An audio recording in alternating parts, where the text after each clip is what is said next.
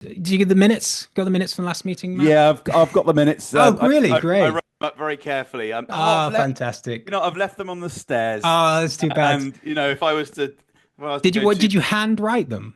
I hand wrote them and then I typed them up and then I fed them I, through an Amstrad.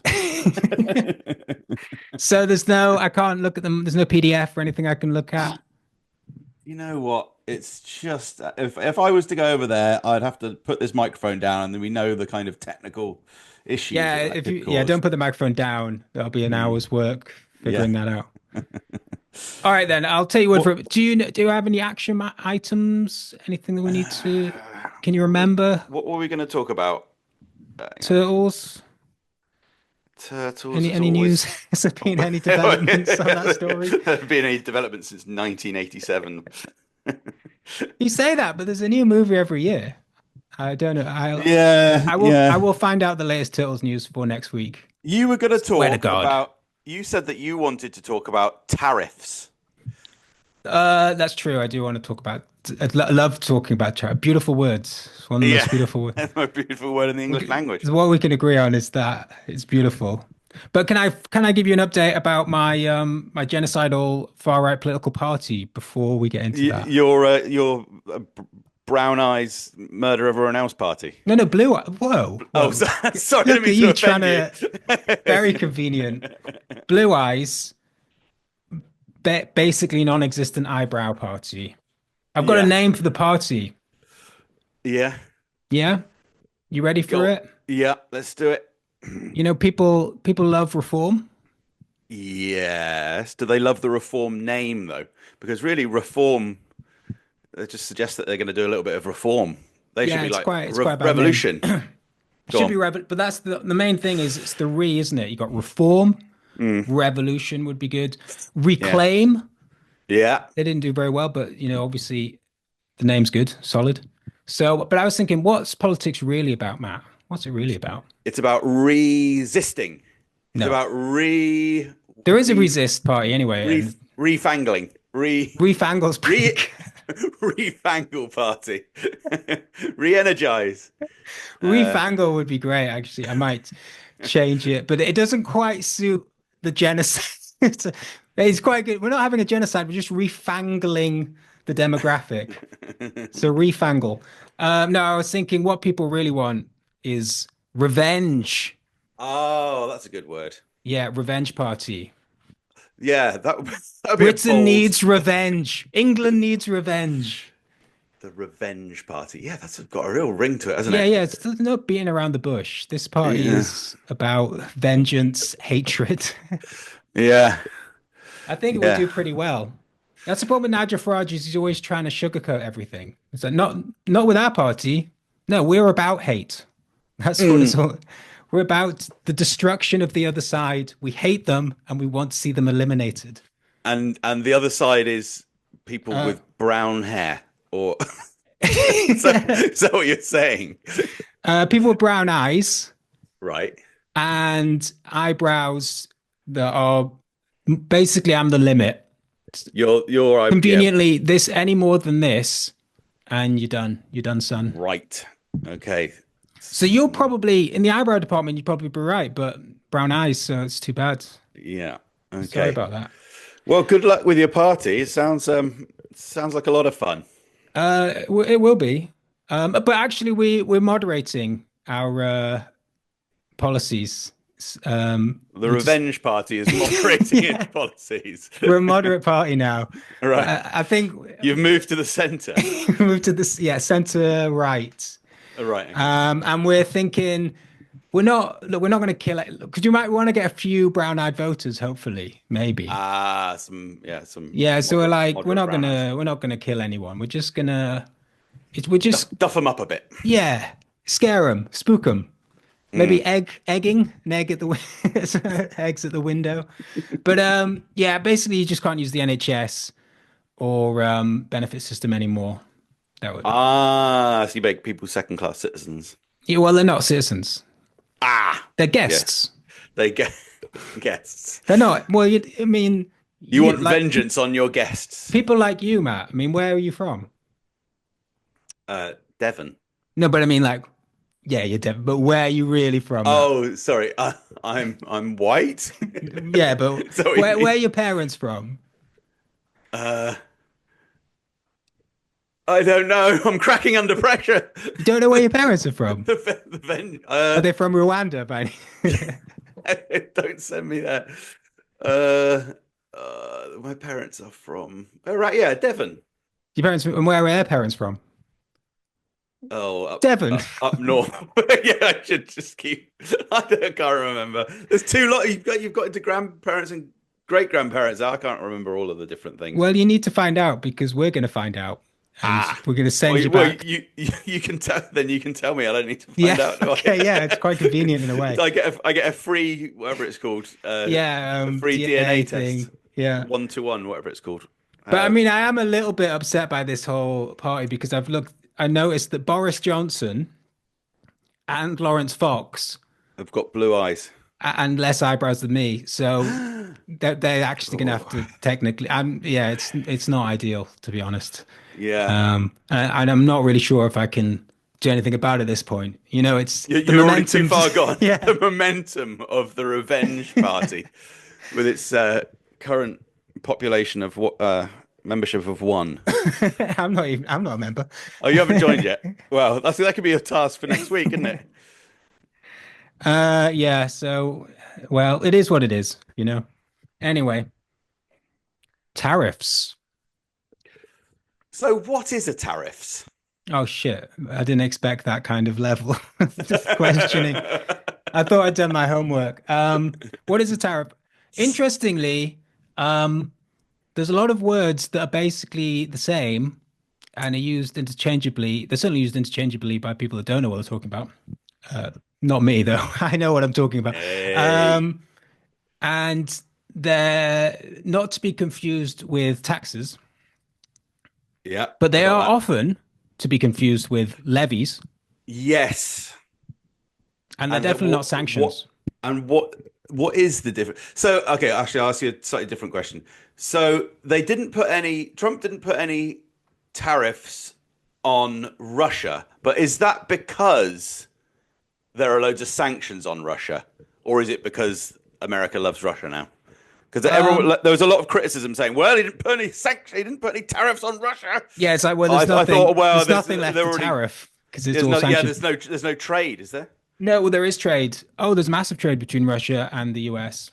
As there's trade between, I mean, that's why the whole thing is bullshit. You know, all of Mm. this war malarkey. We stand with Ukraine. Um, So, how important are sanctions in comparison to the tariffs when you're talking about Russia? Oh, that's probably too difficult one, isn't it? that is too difficult Mm. for this podcast. Obviously, I know Okay. the answer, but we just don't have time. Yeah, we don't have time. Don't have time. Just don't have time. But there is. I mean, basically there's a lot of. Oh, my microphone's sliding. Basically, there's a lot of minerals and blah de blah, like low end bullshit that Russia produces that Mm. America needs. That's what we're calling minerals these days, is it? You know, Low not end yeah, bullshit. yeah, like not finished iPhone products like Oh, America produces. yeah. The top stuff. You Mm. know, Russia produces it's a bottom feeder, right? And America needs all that stuff. And they're basically never gonna fuck with that. Right. Um, and then of course there's um, you know, you get the feeling that if America needed oil and gas, that wouldn't have been sanctioned the way that it has Mm. been and has fucked up Europe. Mm. You get the feeling that America doesn't give a shit about its European allies sometimes. Sometimes get that feeling. Mm. Um, Yeah. Sometimes you get that explicit statement most days for about the last uh if you ever look at any of these six people about WhatsApp 8 weeks. groups, Yeah. I hate the UK, Yeah. fuck Nigel Farage and Keir Starmer, fuck them all. Mm. Um, yes, but what do I want to talk about with tariffs? Yeah, so the interesting thing about the tariffs is that you may have heard that when Trump was running to be president of the US of A, he was backed. They don't have affiliations like they do in the UK as far as unions are concerned. but you can get sort of statements from union leaders and whatnot. And the United Auto Workers Union backed Trump, Mm. having traditionally backed the Democratic Party for some time. And one of the reasons people suspected was this tariff stuff Mm. that Trump was promising. And when the tariffs, what was called Liberation Day, on that day when he announced it, wherever he was at the White House, there was a lot of auto worker union people there, just blue collar workers came to the event or were invited to the event because they were very supportive of what's going on. Because it's protecting their industry in theory. In theory, everything's in theory, Matt. I Mm. mean, it's now very much in practice, Mm. but there's the theory and the practice. And usually, what happens is you have the theory, and then you do the experiment, and you see how close it was. Not anymore, Matt. What happens now is you have the theory, and then you do the experiment, and regardless of what the experiment is, the theory remains exactly the same, and you just continue to do the experiment over and over. Mm. And it doesn't matter what the results are. You just the theory is one thing, and the practice is a completely different thing, and never the two. Well, but Donald Trump has backed down though, um, over tariffs overnight, and has except for on China. Yeah. But I mean, he's backed down from the position of where he was, what, like a half an hour ago. But he's Yeah, not backed the down from maximal. where the US was a month ago, which was no Yeah, tariffs. There's yeah. still tariffs. I Well, they're mean, literally it's no like one thing. It's tariffs. like I mean, you could go, I'm going to shoot you in the face, Mm. and then you start, and then you knife him in the arm, and you're like, look, you see, it's actually not so bad. Mm. Yeah, yeah. That could be a policy of your party. When you, But that's why I started strong with the genocide, and yeah, now well, actually it's just benefit cuts. yeah, That's how yeah, you beat Starmer. yeah. So what's a levy then? Um, it's often the same as as a tariff. Uh, Often confused as a tariff. is it also isn't a levy also a dike? Yeah, that's I the wonder. that's the main Mm, confusion. mm, It's the physical object. Well, this is what it was saying. It was saying the EU. They were trying to talk about the EU versus the US in terms of trade deficit, and they mm. were like poo-pooing Trump's version of events. And they were like, "Look, the EU doesn't have any tariffs on the US. It has levies." And it's like, okay, so what the hell is that? One of them's when it's imported, and one of them's when it's the company that pays that's Yes, importing, it's and about, one of them's when the but in protection is. Yeah. practice, obviously, we deal only in theory here, but let's just stoop ourselves to practice. In practice, it doesn't matter because the whatever it is, the levy or tariff is passed on to the consumer anyway. I Yeah. mean, it's like Starmer's tax on companies, whatever he did a few months ago, and everyone was like, "That's just going to be passed on to the employees through lower wages." Mm. Anyway, the point is that What is your point? not my point. This is the point. Right. The point is that what actually ask some more questions. I'll come back to the point. What's the point? No, don't not that question. Ask another question. Okay. I think that the big question is there a kind of method to this madness? Because there are some people who are rationalizing what the Trump administration is doing by saying he wants to impose all these tariffs so that it creates this massive fuss and problem, and then it can lead to a tariff-free world. Now, I don't know if that's completely insane, That sounds beautiful. A but tariff-free world. it just seems odd. But then it all sort of comes with suggestions that it's about resetting the global economy, and I don't really Is the understand it. tariff-free world just the world that was here Which about was a month already ago? there. Yeah, it's all very Brexity again, isn't it? It's sort of the same kind of thing. It's like, we're gonna end that problem by creating a bigger problem. And it's like, yeah, but there wasn't a problem in the first place. And that's true, but we're going to do it anyway. Look, I mean, I'm sick Create of a problem to fix a problem that wasn't there in the first place. right. I mean, my main thing about the tariffs is, and you asked me what is the point, is that I'm sick of people going on, thinking that they have something to say and making a podcast, for example, and recording themselves spouting nonsense about these tariffs when no one knows what's going on. There's a few things that could be happening. One is that, and this is most cynical understanding of what's going on, is it's literally about Trump manipulating the market so that he can make money for some of the powerful donors that are involved in his party. Okay, yeah. And there's loads of evidence for that. Absolutely tons of it. There's loads of evidence for other stuff as well.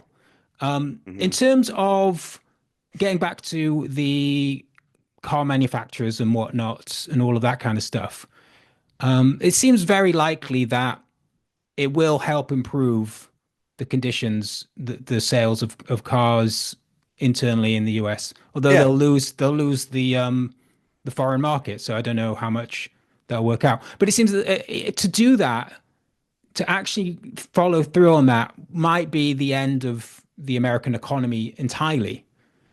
So you have just like rubble, just like this wasteland with this beautiful car factory. And everybody's driving these shiny new cars, but they've got no jobs or anywhere to go, and there's no drive-throughs to get any food anyway. So, but you've got a beautiful car. And I think when I hear those sort of arguments, I mean, what frustrates me about that is it's probably true in terms of the actual math that they're deciding on these tariffs, how it's going to play out. It's probably all true. But what's frustrating is there must be a way in which you can reconfigure the economy. This might not be it, but there must be ways in which you can actually, I'd maybe not bring car jobs necessarily. Auto workers might not be doing exactly what they were doing 30 years ago, but you must be able to reconfigure the economy so that you can give people in certain parts of the US jobs. I mean, the whole conspiracy is that basically it's against the laws of nature that anyone in the Midwest, just as in the UK, anyone in Northern England or Wales will ever have a job again. It's just impossible. Like the only way that can happen is if the whole economy implodes, apparently. That's basically the story that you get. If you try and if you try and change anything about the world economy to try and make it so that you can bring back industry or have some sort of investment in these areas, investment more than like, we're just going to put some money directly into it, not create any jobs. We're just going to like build some nice, museum or art gallery, like actually put money into these places where you're going to create an industry that itself will make money.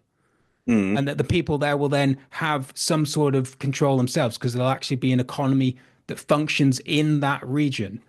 For that to happen, apparently it just means the end of the world. So that's the basic story that you get on the mainstream media about this versus Trump's idea. Now, I don't know if Trump's even serious about bringing back jobs or doing anything in those areas. But if anyone was, I think it would be the same story.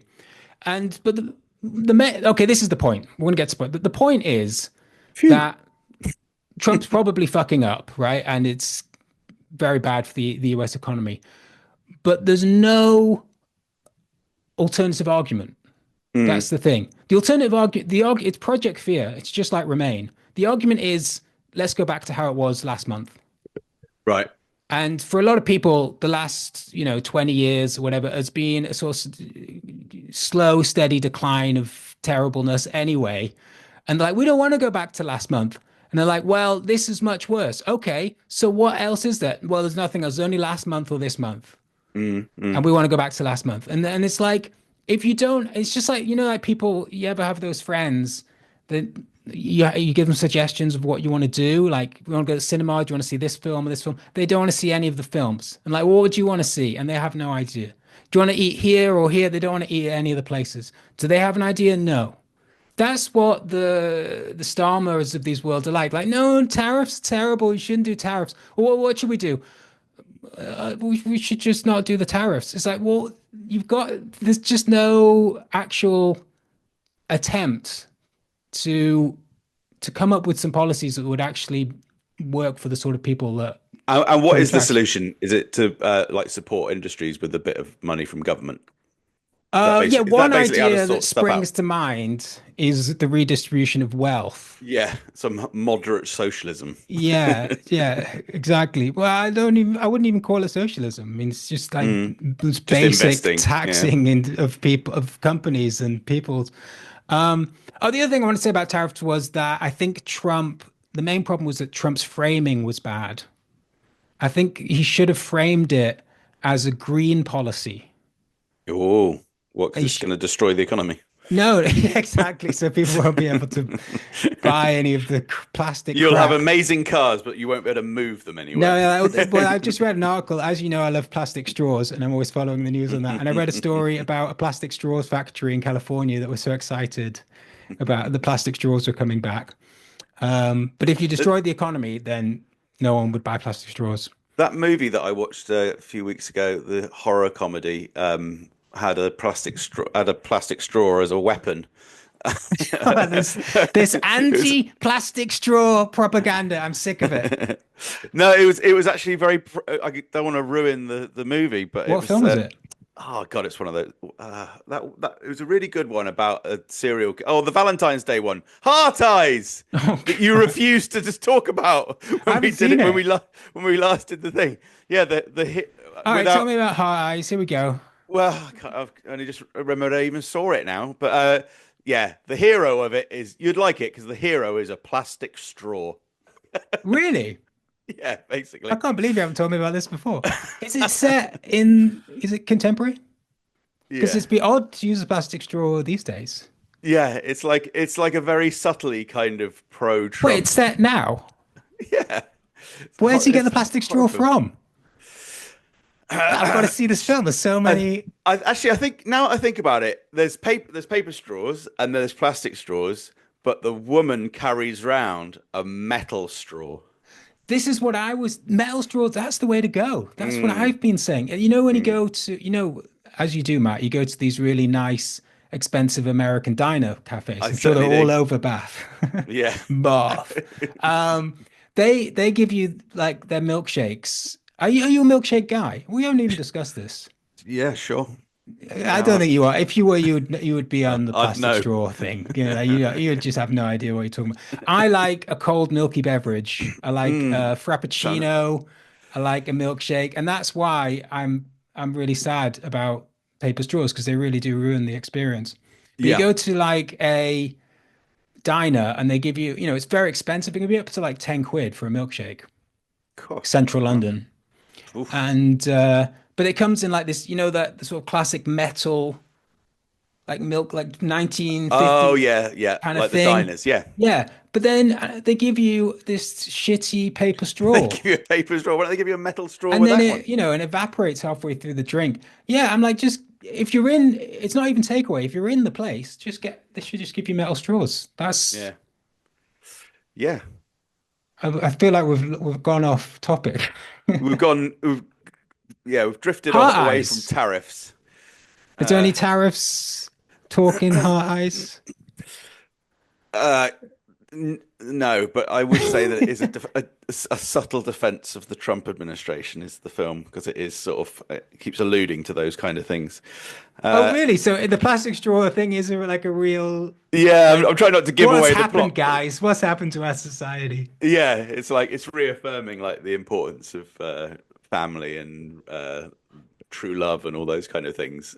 Is it like Saw, but instead of him like saying like, "Oh, you've wasted your life," and I'm gonna give you like an ironic, violent death. It's like you're too woke, so I'm gonna like kill you with Some, plastic straws or something. something like that. Something along those lines. It's quite it's very gruesome and fun. So yeah, but what I don't understand now is that they've when I watched the BBC News last night, it just said, "Oh, tariff, American government stopped doing tariffs now, except for on China," and so it's No, kind of it's not all. true. Uh, it sounded like It's, it was all going to be fine. no, it's still it was 20% for the EU. Right. and now it's gone down to 10% for Britain because we left the European Union. Yeah, except that now it's 10% for everyone. Ah. Okay. And Well, everyone for about 3 days, we Yeah, yeah, won yeah. Brexit. And everyone capitulated to Trump and did all this like bullshit to like help out the situation. And so it's like, oh, okay, you've all bowed down and you've helped me out. I'm going to halve all of your stuff. It's all going to be 10%. And it's like, so the UK is going to be 5%? No, the UK stays the same. So everyone was, and I like the Brexit argument because I love pissing off Remainers, but unfortunately it's over now. It's 10% for everyone. Right. Except China. China's like 104% or something. Yeah. But yeah, anyway, I just thought we should have made it like a green, like it's a buy local thing, because that is one of the big green things is that we shouldn't be having such interconnected things around the Supply world. chains. Supply chains, Yes. that's the word, yes. Yeah. I think if you'd sold it, that would have been quite a good sell. It would have thrown people a little bit. Yeah. Yeah, that would have been a bit of a lark, wouldn't it? If, Yeah, you know, the American government had said, "Oh, we're going to fix the environment now." Hey, by tariffs on China. Yeah, I think that by would tariffs on China. Yeah, yeah. I always thought you could cancel out global warming quite easily just by having a nuclear winter. People are going to stop complaining about that. That's old. That one. Well, it's certainly about setting off. If you think that the problem with climate change is that it's too much in the news agenda, then yeah, it basically just need a bigger story. It's like when didn't Trump suggest nuking a tornado a few years ago to see if he could move the tornado? Yeah, that's pretty good. Well, that would be like if the tornado is ripping up a town. Yeah. Then you nuke the town next to it, and then no one cares about the tornado anymore. Yeah. Yeah, genius. But yeah, I think what I wanted to say, because you wanted to talk a bit about what was going on with the other way the world is going to end. There's so many ways now. And I just wanted to link it, I think, with tariffs in terms of what Trump's done is something. And that's the difference between Trump and, well, everybody else. That is that he does things all the time. And he does them at speed. Like he's really got the rolling news. Like he understands that we have 24-hour news channels now, and the BBC they need something every hour. And he doesn't like being off them at any point in so the whole 24 you need to hours. have a world-shattering policy every hour, and Trump does. You know, it's no good Starmer having a relaunch every 2 months, right? You've got to do something that's going to drastically change everyone's life on the hour. And that's what makes Trump, that's why he's number one. He's number one, baby. And you know, you think, well, the tariffs, how long can that go on? You know, I'm getting bored of the tariffs now. He's already working on the next thing. He's already in Iran working on his next project. Yeah. Well, I think that Iran's going to be all right. Well, firstly, I don't really know what's going on. You said who's meeting on Saturday? Well, there's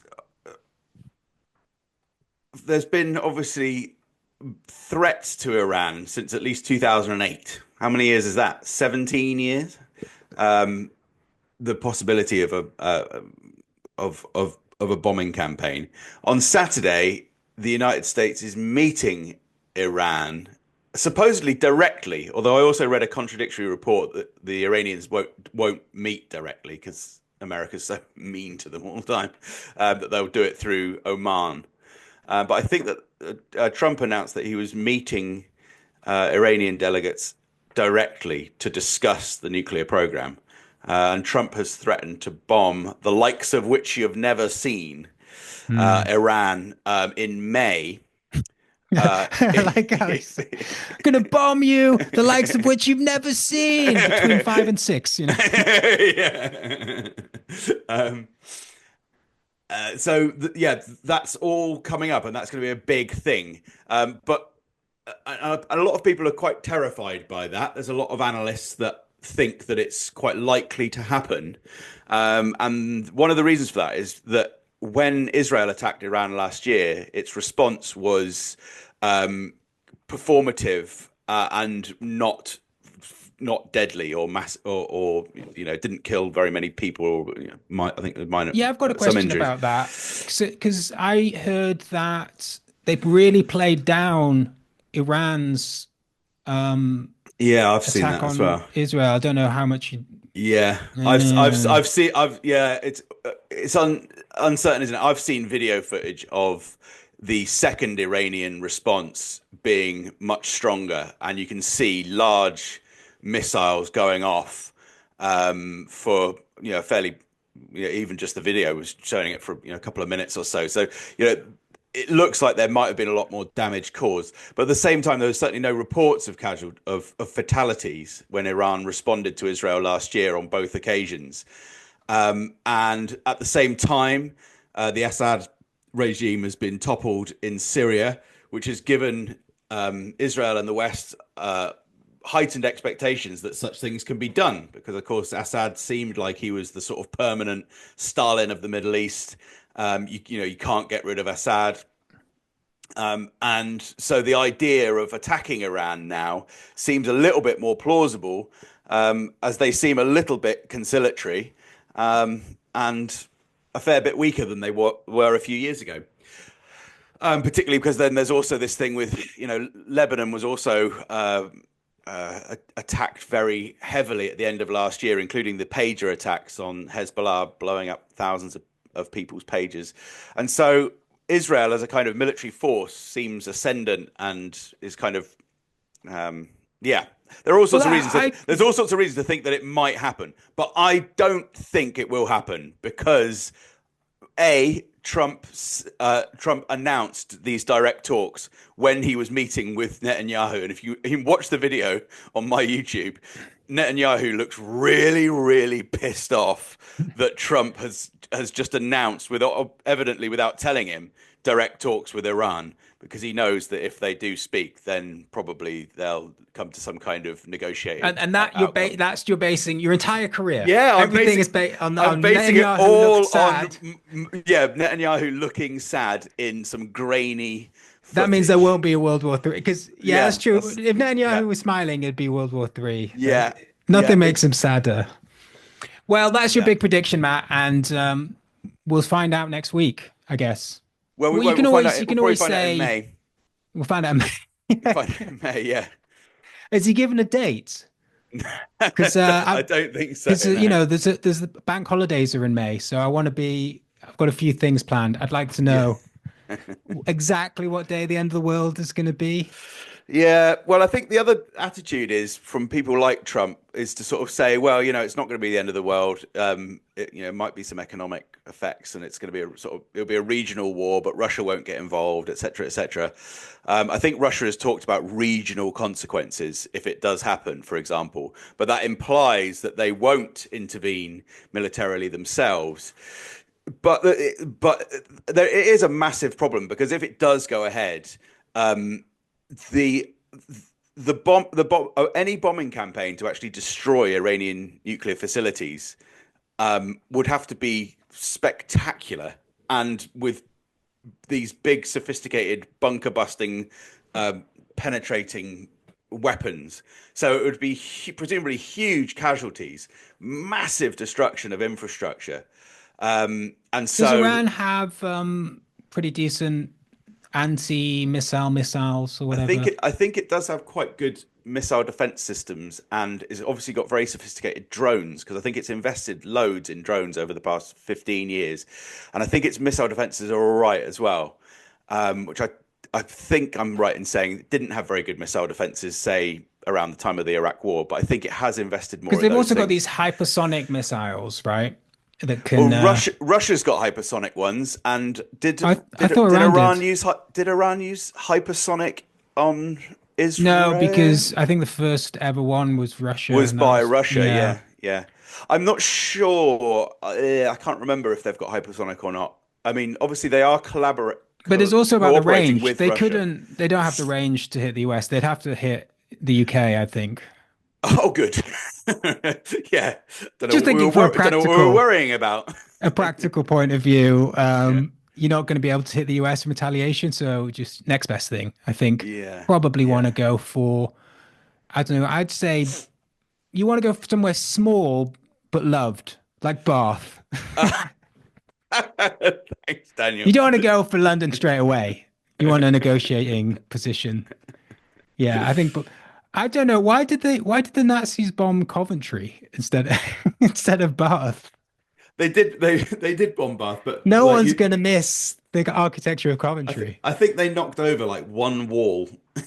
Well, I think partly because Hitler wanted to preserve the British power, didn't That's he? the Quite like difference. Britain. Iran's not looking to occupy, so they'll go straight for Bath. I hope. I can only hope. Anyway, so that's all my guess. But I think one of the things that the Trump administration has done more than the Biden administration is direct talks with their enemies, and that goes back even to what Trump did in his first term with North Korea, and that has led to slightly more peaceful and stable outcomes than the Biden administration was doing. Well, North Korea has been pretty quiet for quite a long time. that's true. Okay. They're just working on their long range nuclear bombs, and when they perfect that, you'll know about it. Like we've got as far as I don't know, we've got as far as Luton, but we can't quite get to Barca. And well, I mean, the other obvious one is Ukraine, which is we've not mentioned, but that or Russia, should I say? But yeah, I can see you're leaving out the Middle East. You're leaving out Gaza here. Well, I'm leaving out Gaza, but bear in mind, I mean, you read that article I did on Substack. There was, which is not great, but there was a 8-week ceasefire, which occurred because the Trump administration forced that to happen. Whereas if it had been left to the Biden administration, I don't think that would have been the case, because the Biden administration had that plan on the shelf from May of 2024. It was only when the Trump people came in. But things are worse than ever in Gaza. That's a interesting take. Is it worse than it was in 2024? I mean, I obviously haven't been there recently, but it's apparently very bad. Yes. Yeah, I mean, I guess so much has been destroyed. It's quite hard to differentiate really between what the Americans you would think are that, doing but then you just read just the daily accounts, and no, I would say it's certainly no better. It's probably worse. Yes, it's not exactly the Riviera of the Middle East, as Donald Trump was and I think promising. So I mean, and the West Bank is deteriorating. I mean, even with North Korea, I mean, what's really changed with North Korea? I mean, they go quiet a lot of the time anyway. But there's no actual attempts at any kind of having any real relations with them. I mean, that's the thing with Trump. He goes over, he does his big talk, lots of photographs. You're a really great guy. Love that guy. It's like everyone's a great guy, loves them. It's fantastic. And then he never talks to them again, and nothing really changes. Yeah, and even with Iran, even though I'm have some optimism on that. What's it going to actually resolve? It's probably just going to go back to the 2015 agreement that Obama signed anyway. Yeah, I can't really say it's going to be a great deal better than that anyway. He ripped that up because he ripped it up because he didn't like Obama. Yeah. So I agree. I don't think it's great, but I do think that what was happening under Biden, I mean, with relations with Russia being particularly obvious as a case of just drifting into the potential for annihilation, that was really quite a dire situation, and Trump has at least reversed that. We might end up with a world in a year's time that is akin to what the international system was like in 2015 or whatever, just before Trump, which the day before Trump initially became president. We might get back to there. We might get back to literally. Fingers crossed. Yeah, November the 4th. I mean, that's what I'm saying. I mean, that's the whole thing. It's the same with the auto workers. I mean, that's the offer. That's been the offer for a long time. The offer has been the day before Brexit or the day before. We can get you back to the arse end of Obama. Yeah. So yes, it's not ideal, is it? But that's kind of where I mean, certainly people were not worried at that point, 10 years ago, people were not really talking about the prospects for nuclear use, for example. We just weren't, people like me were, because I'm a Because nervous wreck. you've been pushing this agenda for a long time. I know. Yeah, this a terrible agenda of mine to decrease the number of nuclear weapons that we have and don't use them. But yeah, Yeah, I mean, well, that's the thing. but wider society was not really talking about nukes and invasions and all this Use kind of them stuff. or lose them, you know? Yeah, yeah. But yes, it has become part of the discourse now in Yeah, like a really casual. yeah. The I mean, idea but of that genocides and that massive happened under invasions. Biden. Yeah, For the first time that I'd ever seen sort of mainstream news. But well, if there was a strike, a tactical strike, then we could do this, and people sort of quite, yeah, I suppose mainstream journalists, like not the sort of TV people, but people that would write for the Spectator and stuff would say things on Twitter like, well, we would win if there was a nuclear war, we would win. So I mean, it would be bad, but it's one way of winning. It's one way of beating Russia. yeah. I know. It's I just did a recording for Aaron Mate just very few hours ago, and his latest article because there's new evidence out now about how much the Biden administration knew about the possibility for World War III, even though they weren't advertising it. So there's new testimony that's come out from inside of the Biden administration. The And there's crazy thing also about that is that there's also what's came out in the sort of post Biden's since he's stepped down is how little Biden was in control of his own administration, how far Yeah, gone he yeah, was for so many years. yeah, yeah, yeah, And it's just a complete joke, the whole American democracy in that sense. You've got people that are unelected who are actually in charge of the government because the leader themselves is too senile. mm, And those people who are unelected are thinking about ending the world. yeah, yeah. Check out this quote. This is from a Your really kind microphone's of. gone a bit weird, mate. sorry, is that better? Yeah. So this is not from the new whistleblower. This is from an academic, sort of very mainstream academic who was close to the Biden administration. He said that what they're doing in Ukraine was a sensible, cold-blooded strategy, while Ukraine, as in Ukraine rather than the United States, paid the butcher's bill. So Ukraine paid the butcher's bill in this cold-hearted but very sensible strategy. That's David Ignatius, who's sort of a mainstream kind of IR, international relations person, security person. And I think that reflected the prevailing view of the Biden administration. Bleed Russia, give Russia another Vietnam, all that kind of But thing. they had to But they but had they to go also to the talked about butchers. It was Yeah, yeah. Well, someone had to pay the butcher's bill, and the butcher's that bill was yeah. paid by Ukrainian lives. And that testimony that came out yesterday, a couple of days ago I think it was in the Washington Post, and Aaron Mate talks about it, sort of boils it down. They are talking about how we knew that the next step did definitely risk World War III, and really the only But thing we were just so hungry for that butchery, some bacon. yeah, and they were real. It looked like all they were basing their idea of how it's going to be fine on was that they thought that Putin was fairly kind of conciliatory. He wasn't insane, so they thought I would be right. Probably, Putin's a really probably. reasonable guy. Yeah, it's So just, that's what they actually think about Putin is that yeah. Check out the article he's a on bit of a Aaron's softie. thing. Yeah, well, I think.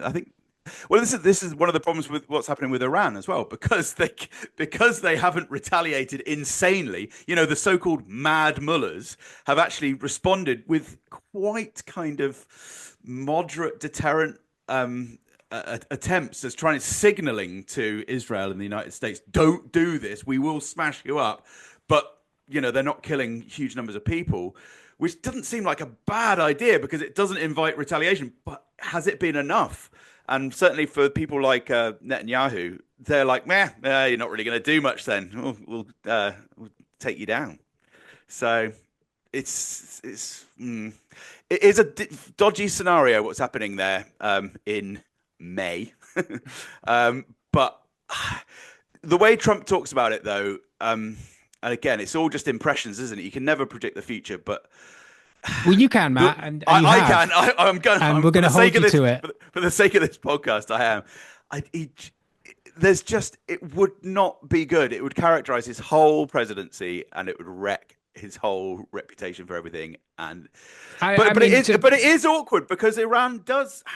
I think the technical thing now is that Iran literally could make a nuclear weapon in a week, and that was not the case 10 or 15 years ago. But they've become what I think is still called a threshold nuclear state, which basically means, yeah, they can do it in a matter of days if they needed to. That's quite good, because then it means they've just chosen not to. I mean, everyone should. I didn't know it only took a week, because then everybody could be like, we're not a nuclear state.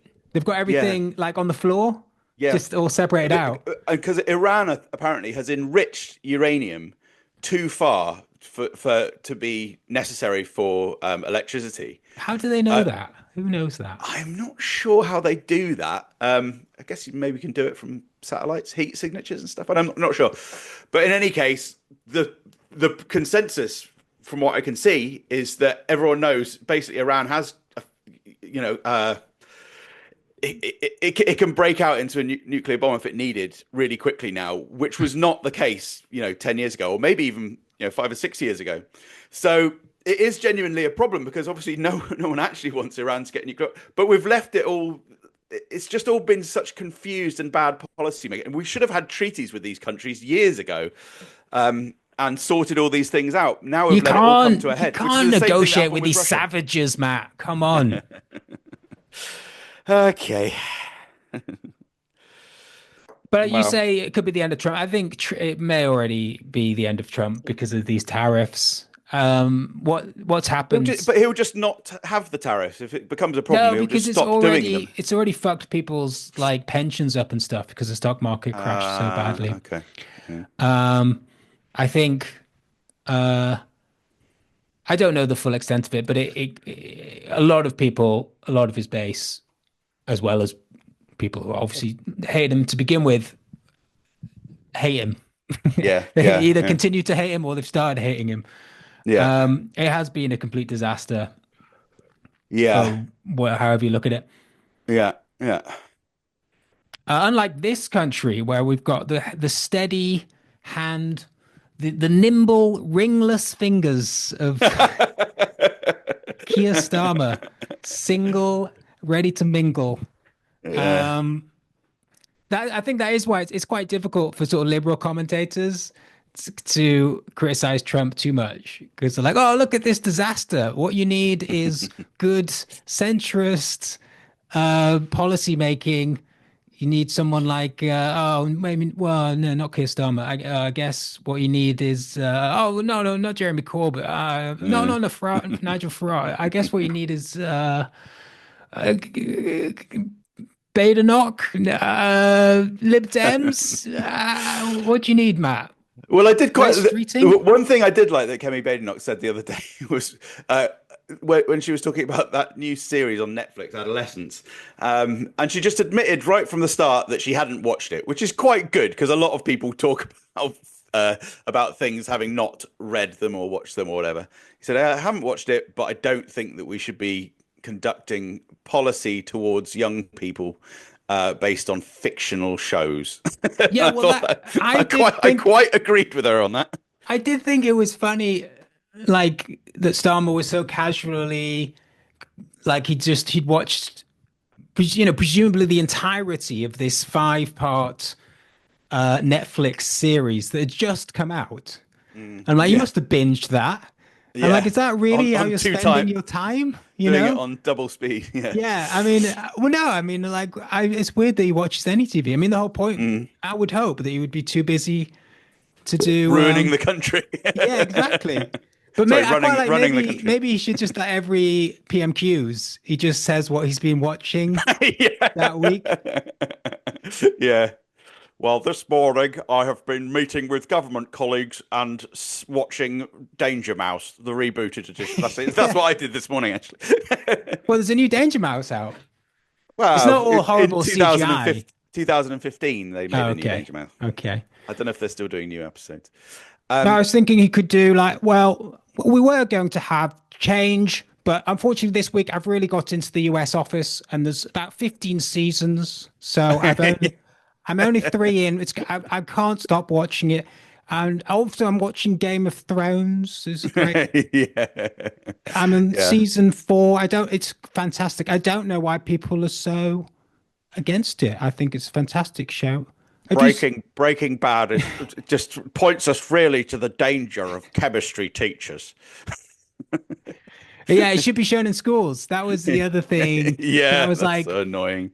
no, but I was thinking, what videos did I see in schools? And the only one I remember seeing was we watched a video about Tutankhamun, Oh yeah. and it was so exciting to have a video class. Mm. And I think even to this day, I associate Tutankhamun with excitement and magic of the video Ah, lesson. I was thinking that's what video class is. So if yeah. you, because I think maybe the other footage we watched was of the Holocaust. And I'm like, Jesus. really? Like, if Ugh. you have these things, like, it's like, yeah, the Holocaust, it was so bad. We're gonna watch some footage of the Holocaust. So you sort of start to associate it with like atrocity. Was the atrocity bad enough that video documentation would really get it across, teacher? Is it going to be a video class? So I think like if you start showing adolescents in school, people would start associating I don't know, violent murder with video classes and all the Yeah. excitement of that. Because that's all. I mean, Sama doesn't understand. That's what school is. School is about those sort of brief moments of like when the teacher has to leave the room or when you have a video class. And you're not going to learn anything That's from what school's all like about. if we're The going to brief watch a moments that the 5-part teacher Netflix series. I don't give a fuck what it's about, mate. Yes, get in. Well, I don't know if you've seen the second episode of that, but they go to a failing school, the Yeah, police, yeah, I've watched it and all. they have that all of the teachers are just showing videos in their Yeah, yeah. classes, and I was like, hang on, this is what they're telling the schools to Yeah, do Star now. was inspired by that. It would have been Yeah, funny if they had actually had them showing adolescence in the second episode, uh, as a kind of amusing, reflexive reference point. Been a little joke, wouldn't it? A little in joke they could have had there. They could dub but it on. yeah, I mean, I haven't really been following Starmer's response in much as like I saw that he Well, said, twice he called it a documentary, although I think he did correct himself on one of those occasions. But I don't know what annoyed me about it really is that I mean, people have taken all sorts of exception, haven't they, to who the killer is and stuff like this. But to me, it's just like it's quite fear-inducing to suggest that a 13-year-old would go around stabbing people up. Like I looked at the statistics, and like most years, like in our whole country, there's no one 13, 14, or 15 who murders anyone. I know it does. It's not impossible. It does sometimes happen, but statistically, it's just ridiculous. And if you think, if they changed that and made it a kid who's 16 or 17, it would have been a very different. It would have had a very different impact and a much more limited impact, I think. So the novelty of seeing a little spindly kid so is part of what the issue is here. I've just turned on my light. Is it based on? There have been a couple of a couple of big name news stories, yeah. And it's been that the perpetrator, or whatever the murderer is, like they knew the person and there's some kind of romantic or jealous kind of thing going on. Do you know what? I can't remember. Oh no, one of them I think. I don't want to. It's all so grim, and I don't really know the detail. But one of them, there was a fight literally over a teddy bear. What do you Which mean?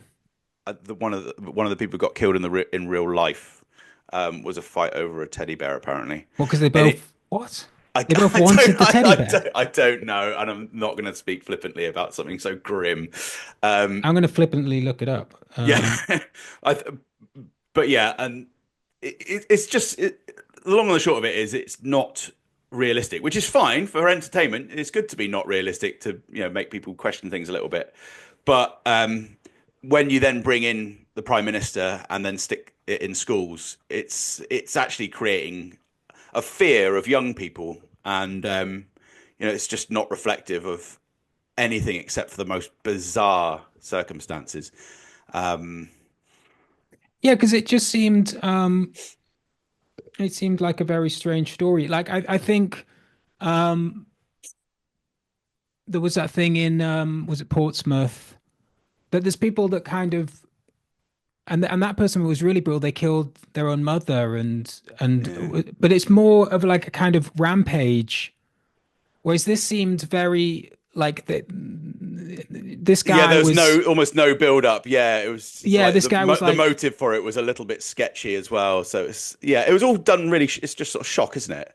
Yeah, I mean, I did like it. I mean, I liked I some enjoyed of the way they played out the long scenes. I particularly like the episode with the psychologist. The psychologist, yeah, that was she was a amazing, really interesting character, and the way that, I mean, I thought that was quite good in the way that, in order to get him to talk, she builds up this rapport with him, only to then destroy it professionally. And it's really tough on her, but it's really nasty in general as a way of, and it's like, oh, I'm just doing my job. I wasn't quite sure what the sort of series was saying about that. It was quite an interesting thing to do. Like, was she meant to be a bit of a villain there, or was she was just sort of stuck in the system? Well, or I think the way that it ends on her, I think the way you're supposed to interpret it is that she's got a tough job. Yeah. And it's like, yeah, she does, but also it's a nasty world where you're the only way that you feel that you can get to these kids is by manipulating them. Yeah. So that's that kind of thing is when it elevates to art, isn't it? I think it's really no, because they don't really. I don't know if they really thought that through. That's just me. I elevated it in my mind with my greatness, but I think they were just like, "Oh God, your sorry for this woman." Your interpretation was better. Your interpretation just then on this podcast was better than the whole. It was better than the whole 5 episodes. You don't just watch this 5-second clip. Put this up.